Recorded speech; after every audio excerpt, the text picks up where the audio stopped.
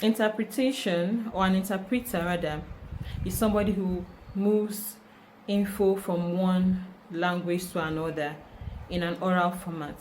For you to be an interpreter, you have to be a people person, you have to be sociable, somebody who easily gets other people.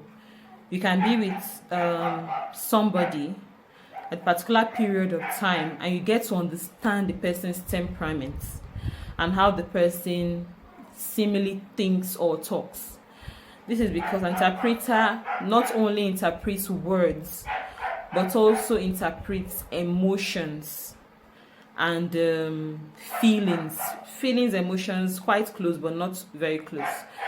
Now you could be interpreting, somebody is saying something, is saying I feel so stressed out today, or the meeting was stressful. Now the person says in a language and says in a very formal tone. Probably one or two of the words there are not exactly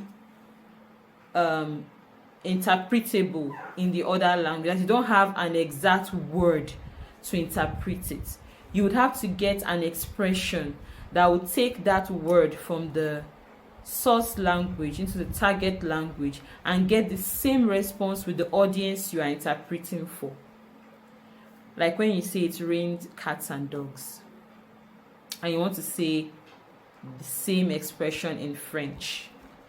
You can't say, oh, it's rained cats and dogs. That's, you use the word cats and dogs. That expression cats and dogs is only limited to English language. What it means is that it rained heavily.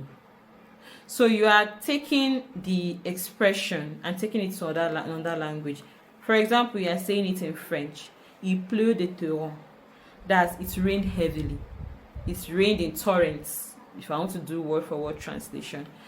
And if you are saying it from French to English, you will not say it rained in torrents. Let me put it that way for those so that you can understand what I'm trying to say. You will say it rained heavily, or it rained cats and dogs. So these are things that you have to understand within a few seconds and translate and interpret them in another language. For translation, you have the time to check glossary, look up the word on the internet. Thanks to the internet, you can check a lot of things, start having a dictionary, and you get the meaning. And you can even look up what other people have translated before and get what you are looking for. For interpretation, there is no such time. So you could look at yourself and decide, these are the languages I want to translate in, depending on the organization you wish to work for. If you want to work with the UN, they have target languages they use. The same thing with ECOWAS, African Union, and some other NGOs, international organizations all over the world. Like you have your Doctors Without Borders, Marie Stopes, so on and so forth. But if you want to be a freelancer, you can work with any language.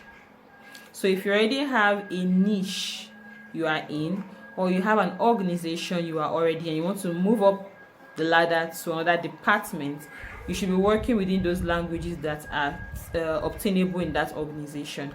And you should move up your language skills in such a way that you will be able to do this.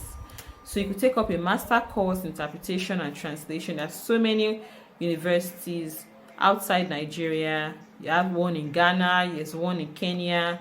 I don't want to mention the name, I'm not advertising for them. But if you want to be in a physical class, you could do that. You could sign up for a class, take up 1 or 2 years of your time, go take the classes, then start interpreting or translating.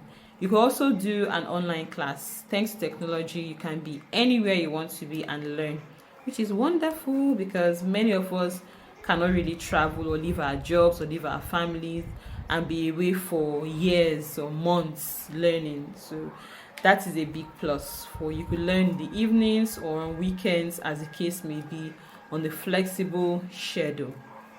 So with all of this, I hope you've been able to decide whether this is a profession you want to take up. I am a translator. I work with French and English, and I'm also an interpreter.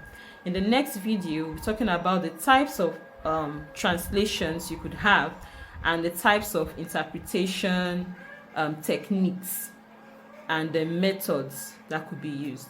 And in further segments, we'll bring in some experts in these fields who would give us details of what to do, while in between we'll give you a few tips and hacks of what to do if you're a bilingual assistant or a bilingual secretary. Just know that interpretation and translation is part of your job.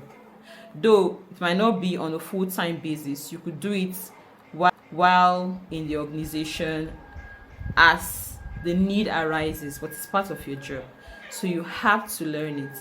Yes, the basic side of it, not the professional side, because there's a basic interpretation and translation, and there's a professional one that is more in-depth.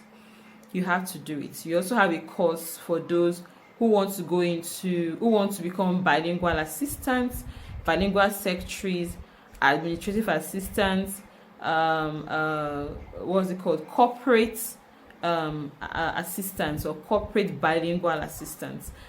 Nowadays it has so many names. The summary of everything is that you're an administrative assistant that has language skills. So we have a training also coming up for that, and a segment for that one also. If you would like to sign up for a class in that regard, please let us know. Our contact details will be scrolling through on the screen. You could call us, send us an email, or reach us on our social media platforms, and we would give you the details you need to register for the class.